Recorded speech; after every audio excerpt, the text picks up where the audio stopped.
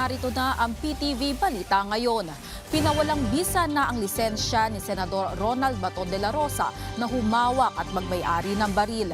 Inatasan na rin ng PNP Firearms and Explosive Office sa PRO 11 at Regional Civil Security Unit na magtungo sa bahay ni Senator Bato para ipaalam na i-revoke na ang lisensya nito o ng mga baril nito.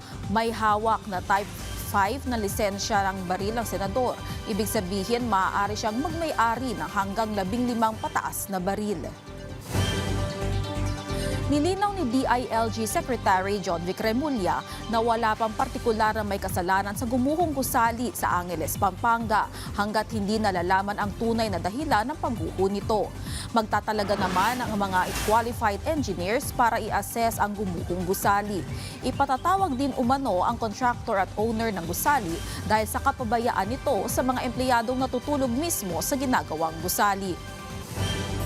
We are after the facts. Okay, we will bring in the qualified engineers to look into what happened and why the building collapsed. Okay, so wala pang may kasalanan yan until we find the proper people who are qualified to assess. Lumakas pa ang bagyong may international name na Jangmi sa labas ng Philippine Area of Responsibility. Ayon sa Pag-asa, isa na itong tropical storm na may lakas na hanggang 65 kilometers per hour na may bugsong 80 kilometers per hour pahilagang kanluran papasok Dampar. Paglilinaw na ahensya, bagamat inaasahang papasok ang bagyo bukas, wala itong magiging direktang epekto sa bansa at lilihis naman din ito papalayo ng bansa.